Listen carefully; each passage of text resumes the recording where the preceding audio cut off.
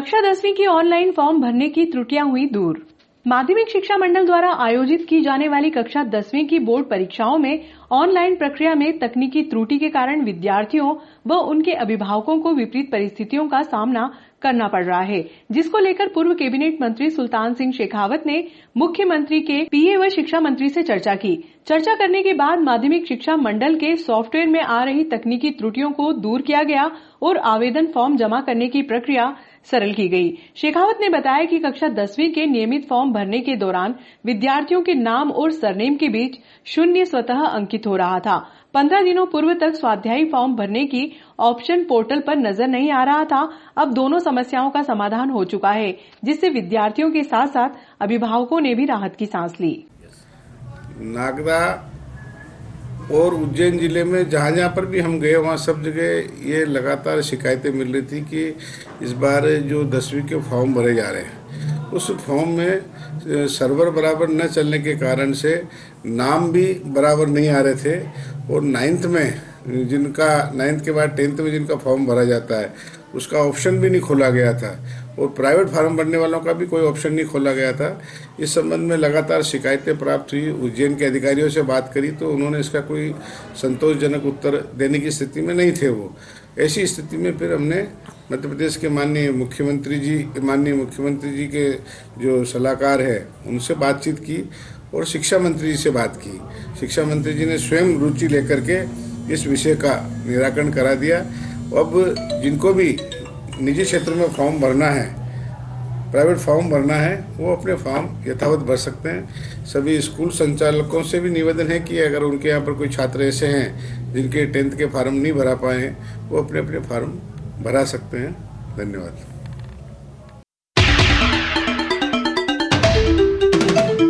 Doctor Bhimrao Ambedkar के 64वें पुण्यतिथि के उपलक्ष्य में भार्गव कॉलोनी में पुष्पांजलि सभा का आयोजन किया गया।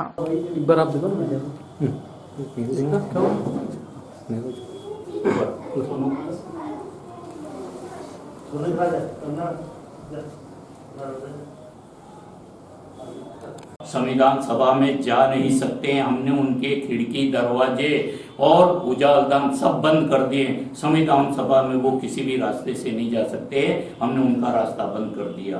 तो योगेंद्र नाथ मंडल जो थे, बाबा साहब की शेड्यूल कास्ट फेडरेशन थी और उस शेड्यूल कास्ट फेडरेशन के केवल मात्र हिंदुस्तान में केवल 2 व्यक्ति जीते थे। एक तो कर्नाटक में मद्रास से जीते थे और एक बंगाल से जीते थे। तो योगेंद्र नाथ मंडल बाबा साहब दोनों बैरिस्टर थे और जब बाबा साहब बंगाल से जीते तो चाहते नहीं थे उस वक्त के लोग, सरदार पटेल, लोकमान्य तिलक आदि कि बाबा साहब जो है संविधान सभा में जाए। तो उन्होंने जो है उस जिस जगह से खुलना से बाबा साहब जीते, उस खुलना को उन्होंने देश का जब बंटवारा हुआ तो उस क्षेत्र को पाकिस्तान को दे दिया कि बाबा साहब अब जहाँ से जीते हैं वो क्षेत्र ही हम समाप्त कर देते हैं। तो कैसे जाएंगे संविधान सभा में वो? तो बाबा साहब को वहाँ से फिर पूना से, बॉम्बे से और सब पचमरे कि अब अपने से संविधान नहीं लिखा जाएगा। नेहरू जी ने अपनी बहन को विजय लक्ष्मी को इंग्लैंड भेजा कि लाओ किसी को अच्छा संविधान बनाने वाले को। तो वहाँ इंग्लैंड से ये कहा कि आपके देश में ही सबसे महान विद्वान है, वही संविधान लिख सकते हैं। तो बाबा सोचना पड़ेगा, पढ़ना पड़ेगा, थोड़ा सा बाबा साहब को जानना पड़ेगा, उसके बाद ही आप जो भी कर सकते हो वो कर सकते हो। तो मैं यही बोलूंगा कि इतनी ही रिक्वेस्ट करूंगा कि आप लोग थोड़ा सा पढ़े, अपनी बहन को, अपनी मम्मी को, भाई बहन जो भी है उनको थोड़ा सा टाइम निकालकर, स्कूलों में तो नहीं पढ़ा सकते। अब मैं जिस हिसाब से बता रहा हूँ उस हिसाब से ये लोग इनको स्कूल में तो नहीं ला सकते ना, तो वो आपको अलग से उनकी कॉपी किताब परचेस करनी पड़ेगी, खरीदनी पड़ेगी, तब पढ़ोगे, आप जानोगे, तब कुछ न कुछ कर पाओगे, है ना। बस आप थोड़ा सा पढ़ो उनके बारे में। जय भीम। संविधान बदल रहे हैं, बाबा का संविधान बनेगा नहीं, ऐसा श्रेष्ठ संविधान बनेगा नहीं, इसको बदल रहे हैं। और जो आने वाला संविधान ऐसा श्रेष्ठ नहीं होगा। बदल रहे हैं बाबा का संविधान, बनेगा नहीं ऐसा श्रेष्ठ संविधान। छीन जाएंगे सारे मूल अधिकार, छीन जाएंगे सारे मूल अधिकार। सजग रहो, बदले नहीं यह संविधान। सजग रहो, सजग रहो, बदले नहीं यह संविधान। अपना अस्तित्व खतरे में जान, अपना अस्तित्व खतरे में जान, यदि बदल दिया यह संविधान यदि बदल दिया यह संविधान, अपना अस्तित्व खतरे में जान, कफन बांधकर रहो सावधान, कफन बांधकर रहो सावधान, प्राण देकर भी बचाओ संविधान। B.R. अम्बेडकर साहब का देहावसान हुआ। हम सब उनको श्रद्धा नमन करते हैं और मेरी एक ही गुजारिश है कि इस संविधान को बचाएं। धन्यवाद। कि लकड़ी को कोई नहीं तोड़ सकता और एक लकड़ी को कोई नहीं तोड़ सकता है। तो आज बाबा साहब के महापरिनिर्वाण दिवस पर आप सब उपस्थित हुए, तो मैं चाहता हूँ कि ऐसे ही आप सदा कार्यक्रम में उपस्थित हो और अपनी उपस्थिति बढ़ाएं और संगठित रहें। श्रद्धांजलि अर्पित करना चाहूँगी। आज मैं जिस जगह हूँ वो सिर्फ बाबा साहब की वजह से हूँ। आज के समय में बहुत सी महिलाएं ऐसी हैं जो ये नहीं जानती कि वो जिस जगह पे वो किसकी वजह से है। 90% महिलाएं ऐसी हैं जिनको ये नहीं पता कि उनको ये अधिकार किसने दिया है, पढ़ना लिखने का जो उनको राइट्स मिले हैं वो किसकी वजह से मिले हैं। उन लोगों को ये जानने की बहुत ज़रूरत है, क्योंकि आज के समय में महिलाओं ने जितना बहिष्कार किया है बाबा साहब का, उतना और किसी ने नहीं किया। सावित्रीबाई फुले जो कि पहली हमारी महिला शिक्षिका हैं, वो जब लड़कियों को पढ़ाने जाती थी तब उनको कहा जाता था कि आप धर्म की नाशक हो क्योंकि आप शिक्षा प्रदान कर रही हैं। वो जब घर से निकलती थी तो लोग उन पर कीचड़ फेंकते थे, कूड़ा डालते थे। वो अपने साथ एक साड़ी लेकर जाती थी, कहती थी कि तुम मुझे चाहे जितना भी गंदा कर दो, मैं विद्यालय जाके वहाँ पर साड़ी बदल के फिर पढ़ाऊँगी, लेकिन मैं स्त्रियों को पढ़ाऊँगी। के अवसर पर पधारे सभी को मैं धन्यवाद व आभार व्यक्त करता हूँ। जय भीम। उस संविधान में जो हमें अधिकार दिए, उन अधिकारों को उपयोग करते हुए हम समाज में उत्थान का कार्य करें, समाज को जागृत करें। यही सच्ची श्रद्धांजलि बाबा साहब को होगी। जय भीम। नमन और विनम्र श्रद्धांजलि अर्पित करता हूँ। हमारे वरिष्ठ साहित्यकार माननीय B.L. ब्रह्मा साहब के चरणों में चरण स्पर्श करता हूँ। बाबा साहब का नारा सूत्र था, शिक्षित बनो, संगठित रहो, संघर्ष करो। उसी के हिसाब से सभी को पढ़ लिख कर आगे बढ़ना चाहिए और जो हमारे समाज के बारे में कुछ गलत शब्द या आप शब्द बोलते हैं उनको हमेशा मुंह तोड़ जवाब देना चाहिए और सभी को संविधान की सभी संपूर्ण जानकारी होनी चाहिए। यही हम आपसे आशा करते हैं। जय भीम।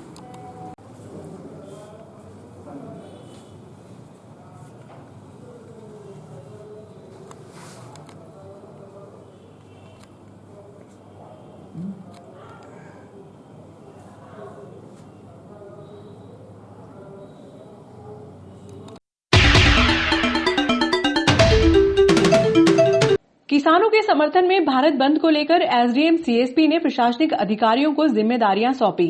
पुलिस पेट्रोलिंग कर सुरक्षा व्यवस्था पर रखेगी नजर, शहर के प्रवेश द्वारों पर तैनात रहेगी पुलिस। किसान आंदोलन को लेकर 8 दिसंबर को भारत बंद के आह्वान को लेकर स्थानीय प्रशासन सोमवार की शाम से सतर्क हो गया। एसडीएम सीएसपी ने प्रशासनिक अधिकारियों की बैठक आहूत कर जिम्मेदारियां सौंपी। पुलिस और प्रशासनिक अधिकारी लगातार पेट्रोलिंग कर सुरक्षा व्यवस्था पर पैनी नजर रखेंगे। वहीं पुलिस ने ग्रामीण क्षेत्रों में अपना खुफिया तंत्र भी सक्रिय कर दिया। पूर्व विधायक दिलीप सिंह शेखावत ने प्रेस विज्ञप्ति में बताया कि नगर में नगर पालिका परिषद में पूर्व से स्वीकृत ऐसे कई कार्य हैं जिन्हें आज तक प्रारंभ नहीं किया गया है एवं वर्तमान में जो कार्य प्रगति पर है वे काफी धीमी गति से चल रहे हैं, जिससे शहर के आमजन को काफी परेशानियों का सामना करना पड़ता है। उन कामों को प्राथमिकता से समय सीमा में पूर्ण कराने हेतु नगर पालिका प्रशासक अनुविभागीय अधिकारी आशुतोष गोस्वामी को 41 बिंदुओं का एक पत्र सौंपा गया। पिछले 1.5 वर्ष के अंदर शहर के में विकास को ग्रहण लगा हुआ है, इस संबंध में क्या कहना? देखो, मेरा ये कहना है कि मैंने कहा ना कि इन 1.5 वर्षों में मतलब मार्च 2020 के पहले मुझे लगता है कि नागदा खाचौद विधानसभा में एक भी नई सौगात, इवन जब 2013 से 18 तक मैं विधायक था, मैं जनता का सेवक था, उस वक्त से में जो काम स्वीकृत हुए थे, जैसे नागदा का हमारा फ्लाईओवर है, उमरना का फ्लाईओवर है, खाचरोद का फ्लाईओवर है, आज भी हम संघर्ष कर रहे हैं। जो 2018 में बागेड़ी नदी पे जो हमारा पारसुतिया और बागेड़ी गांव के डैम स्वीकृत हो गए थे। ऐसे अनेक काम है। कन्या महाविद्यालय का भूमि पूजन माननीय शिवराज सिंह जी ने कर दिया था, लेकिन वर्तमान में हमारे कांग्रेस के विधायक मित्र ने फिर माननीय मंत्री जी से, कांग्रेस के सरकार के माननीय मंत्री जी से भूमि पूजन कराया, लेकिन फिर भी काम प्रारंभ नहीं हुआ। और आपने देखा होगा कि अभी मात्र मार्च के बाद में लगभग हम 20-25% काम पूरा करवा चुके हैं। नागदा में जैसे 2-2 पानी की टंकियां थी, कब से स्वीकृत थी, लेकिन उनको शुद्ध नहीं थी। और अभी मार्च के बाद में मुझे लगता है कि आज की तारीख में उन टंकियों का 80 से 85% काम पूरा हो गया। तो इसलिए मेरा कहना है कि विकास कराया जा सकता है। स्वीकृत काम थे, बेड़ावनिया के अंदर हमारी टंकी स्वीकृत थी, पचलासी में टंकी स्वीकृत थी, लेकिन दोनों टंकियां का काम शुरू कराने की शायद सुध ही नहीं थी। और इसलिए, और अभी आपने देखा होगा कि नागदा के अंदर 2018 में माननीय हमारे जो रुस्तम सिंह जी थे स्वास्थ्य मंत्री, उन्होंने विधानसभा में अपने भाषण में कहा कि हम नागदा के अस्पताल को अपग्रेड करेंगे, 40 से 60 बिस्तर का करेंगे, और 7.5 करोड़ से ज्यादा की राशि स्वीकृत हो गई। लेकिन 2 साल तक उसका काम प्रारंभ नहीं हुआ, आज तारीख तक भी नहीं हुआ। अभी 3 दिन पहले मैं माननीय अनिल फिरोजिया जी को, माननीय जिला अध्यक्ष बहादुर सिंह जी बोरमुंडला को लेके गया, माननीय कलेक्टर साहब से मिला। कलेक्टर साहब ने जो हमारे PIU के एग्जीक्यूटिव इंजीनियर है शर्मा जी, उनको कहा, शर्मा जी परसों के दिन नागदा है, SDM साहब के साथ बैठक हुई और ये तय हुआ कि हमें अब निर्माण प्रारंभ करना है किसी भी कीमत के अंदर, चाहे इसी अस्पताल को डिसमेंटल करके बना या जगह जल्द से जल्द ले। और मैं आपको विश्वास दिला रहा हूं, आने वाले महीनों के अंदर हम इस अस्पताल को प्रारंभ करेंगे। खासरोड नागदा विधानसभा क्षेत्र की जनता ने पूर्व विधायक दिलीप सिंह शेखावत को भले ही विधानसभा में नहीं भेजा, उनकी लगातार क्षेत्र में सक्रियता के चलते मुख्यमंत्री क्षेत्र के विकासों की सौगात दे रहे हैं। 60 बिस्तर वाला अस्पताल के लिए प्रशासन सक्रिय हो गया है। पूर्व में चंबल नदी के समीप गांव मगदनी में 8 करोड़ से अधिक की लागत से ब्रिज निर्माण की स्वीकृति होने से क्षेत्र को एक और नई सौगात मिल गई। 2013 अक्टूबर में मुझे जनता ने आशीर्वाद दिया था और इस क्षेत्र में मुझे विधायक के रूप में सेवा करने का अवसर हुआ था। योग संयोग से उस वक्त केवल एक पट्टी के अंदर कमठाना से लेके चंदवासला और बड़े गांव कड़ियाली, सीकड़ी और कुछ सोमचिड़ी और संडावदा और पिपलोदा पंथ, ये कुछ क्षेत्र हमारा ऐसा था जो ओले से प्रभावित हुआ था, गेहूं की फसलें खराब हुई थी। और उस वक्त सेकड़ी के अंदर जाने का रास्ता नहीं था, क्योंकि मैं बड़े गांव के अंदर फसल देख रहा था और सेकड़ी के कुछ कार्यकर्ताओं को फोन आ गया था। और उस वक्त में एक ड्रम और जो पट्टियाँ लगी हुई, जिसको नाव नहीं कह सकते हम, उस पे बैठ के और मैं बड़े गांव, शायद बड़े गांव या पिपलोदा पंथ से मैं सेकड़ी शायद गया था। उस वक्त समाचार पत्रों ने बहुत बड़े समाचार भी लगाया था कि जान जोखिम में डाल के और गए और उसके लिए कौन जिम्मेदार है। और उस वक्त मुझे ऐसा लगा था कि इन गांवों में जाने के लिए, और विशेष करके जो हमारा बड़नगर का कुछ क्षेत्र है और लुहारी, सुरेल, संदला, चंदवासला, बड़े गांव, मगदनी, जलवाल, खामरिया, ये जो लोग हैं जो पिपलोदा बागला रेलवे स्टेशन से अन्यंत्र अपनी यात्राएं करते हैं, या फिर अगर इन लोगों को उज्जैन जाना है तो ये लोग पहले, क्योंकि नागदा में भी बड़ा पुल नहीं था, पिपलोदा बागला और मगदनी के बीच में भी पुल नहीं था, और ये लोग अगर कहीं जाना है तो फिर खाचरोद 20-22-25 किलोमीटर आते थे, 15 किलोमीटर नागदा आते थे और फिर 20 किलोमीटर उन्हेल जाके, ऐसा मुझे लगता है कि समथिंग 60-70 किलोमीटर घूम के उज्जैन के लिए बाई सड़क जाते थे, क्योंकि ट्रेन पकड़े नागदा तो भी उन्हें नागदा में आने का रास्ता नहीं था। और उसी समय मैंने संकल्प लिया था कि इस ब्रिज को हम मंजूर कराएंगे। ब्रिज काफ़ी बड़ा था और इसलिए लगातार मैं प्रयास करता रहा, और माननीय शिवराज सिंह जी चौहान ने फिर उस ब्रिज को, उनकी सरकार ने, और उस वक्त माननीय रामपाल सिंह जी लोक निर्माण मंत्री थे, उस ब्रिज को उन्होंने स्वीकृति दी। सौभाग्य से माननीय थावरचंद जी गहलोत जी के आशीर्वाद से हमने एक बड़नगर से सीधी रोड, जो बड़ा चिरोला से लोहारी, सुरेल, संदला, चारांबा, मगदनी और उसके बाद में फिर हमारा जो भाटीसोड़ा, भीलसोड़ा, लसुल्डा होती हुई एक नागदा तक सड़क हमने और मंजूर कराई, क्योंकि उस सड़क की चौड़ाई ज़्यादा थी और इसलिए वो ब्रिज उस क्षमता से नहीं था। फिर वापस रिवाइज एस्टीमेट का मैंने पत्र दिया, प्रक्रिया भी चालू हुई और दुर्भाग्य से 2018 अक्टूबर-नवंबर में कांग्रेस की सरकार बन गई और जब से लेके मुझे लगता है कि ये स्वीकृति की तारीख तक, मार्च तक, मुझे लगता है कि बहुत गंभीरता से प्रयास नहीं हुआ। जो लोग खुद जमानत पर हैं, वो लोग हम पर भ्रष्टाचार का आरोप लगा रहे हैं। उनके कार्यकाल की अगर अच्छे से और सही तरीके से जांच की जाए तो ये सभी लोग सलाखों के पीछे होंगे। चुनाव आते ही ये लोग मदारी की तरह डमरू बजाते हैं और लोगों को मूर्ख बनाते हैं। ये बात पूर्व जिला योजना समिति के सदस्य अनिल भरावा ने जन आक्रोश रैली को संबोधित करते हुए नगर परिषद चौराहे पर कही। इसके पूर्व विट्ठल मंदिर चौराहे से दोपहर 12:30 बजे जन आक्रोश रैली की शुरुआत की गई। इस रैली में भाजपा कार्यकर्ता अपने हाथों में भाजपा का झंडा लिए और कांग्रेस के खिलाफ नारों से लिखी हुई तख्तियां लेकर चल रहे थे।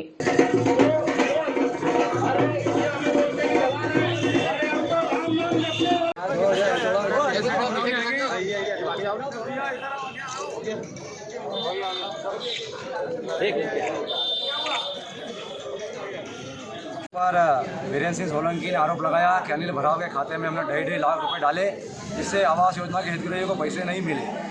मैं यहाँ स्पष्ट रूप से कहना चाहता हूँ कि वीरेंद्र सिंह जी, मेरे आपने किस खाते में पैसे डाले वो खाता नंबर आप पब्लिक में दे दीजिए, 2.5 लाख रुपए। और मैंने मेरे नाम से कब आवेदन करा नगर पंचायत में प्रधानमंत्री आवास का, वो बता दीजिए। जो मेरे अगर खाते में 2.5 लाख रुपए आ गए होंगे तो वो प्रमाण पेश करें। झूठा आरोप लगाने से और जनता को भ्रमित करने से या जोर जोर से बोलने से जनता आपके चक्कर में आने वाली नहीं है। विपक्ष के द्वारा बार बार हमारे प्रधानमंत्री नरेंद्र जी मोदी ने प्रधानमंत्री आवास योजना के तहत आलोट नगर के अंदर हमने 3 प्रकार की डीपीआर बनाई थी, 67, 294 और 771। उन डीपीआरों के अंदर हमारे प्रधानमंत्री जी ने उन गरीब आवासवासियों के खाते में पैसे के लिए राशि स्वीकृत की। उनके खातों में पैसा की राशि डालना चाहिए थी, लेकिन वो राशि उनके खाते में न डालते हुए वो राशि ठेकेदारों के खाते में डाल दी गई है। क्योंकि इसलिए डाल दी गई है कि ठेकेदारों से कमीशन मिलता है, उस कमीशन के लालच में गरीब के साथ अन्याय किया है, जिसके विरोध में आज हमने यहाँ पर जन आक्रोश रैली के माध्यम से शासन को अवगत किया। ये जो राशि का परिषद बनी है, हमारे पार्षदों ने गलत कामों का और भ्रष्टाचार का हमेशा विरोध किया है।